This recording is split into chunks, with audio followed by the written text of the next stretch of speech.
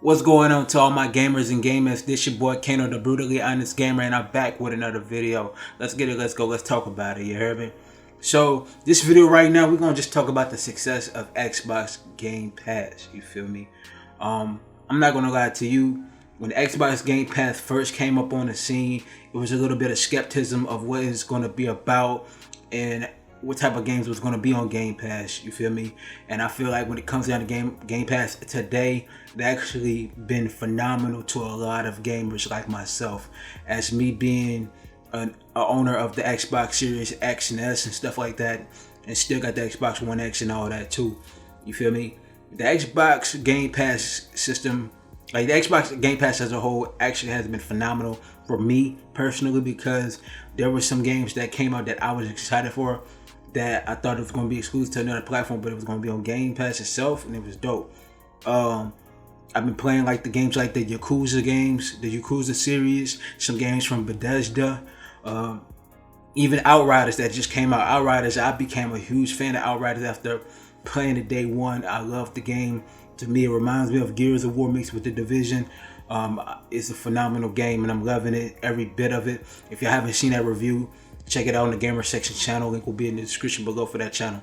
But anywho, man, Game Pass actually has been phenomenal. After that Bethesda deal, and every first party game that's going to come out is going to be going on Game Pass day one, and I ain't got to pay no money. You feel me? Because I got Game Pass for a long time. You feel me? So I ain't got to pay no money. Like for instance, I'm gonna give you an example. Let's say if you got Xbox Live Gold, right?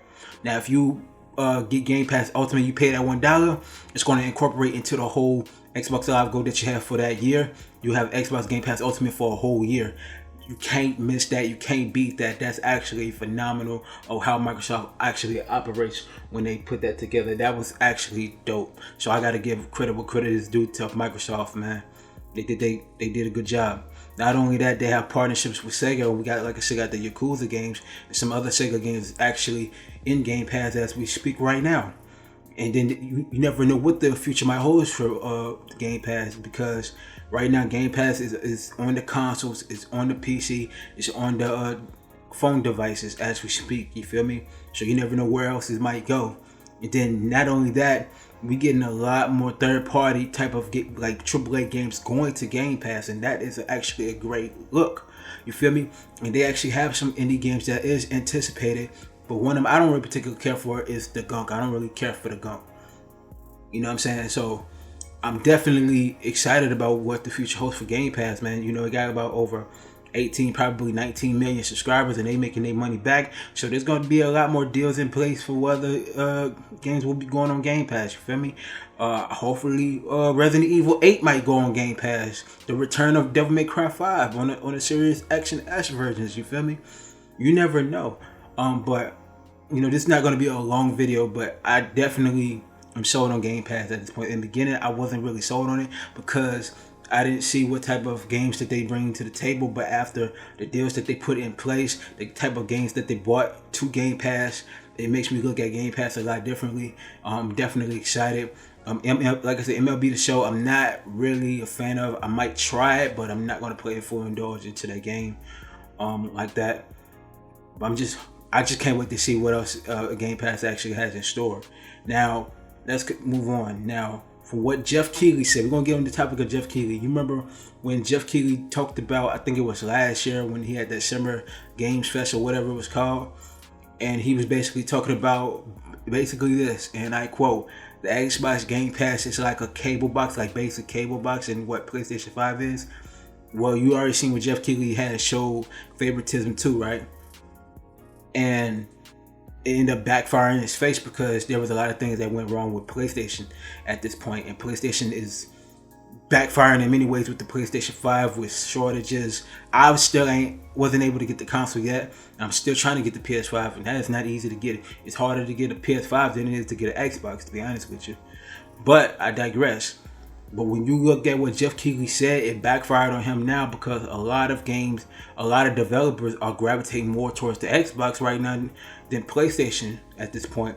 You feel me? Because they looking at how successful the Xbox Series is doing and how successful Game Pass is actually doing.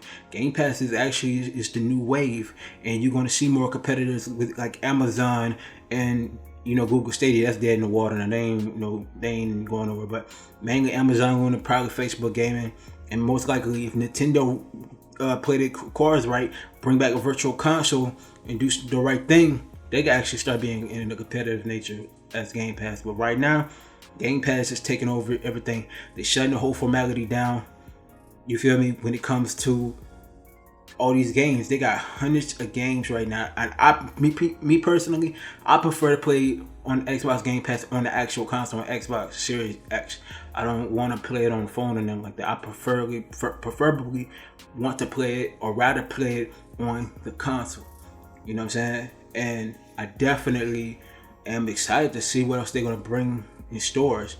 You feel me? When it comes to Game Pass, you feel me? So let's see. E3 is right around the corner. Let's talk about it. Now comment below what y'all like and dislike about Xbox Game Pass Ultimate, and what y'all want to see in the future. You feel me?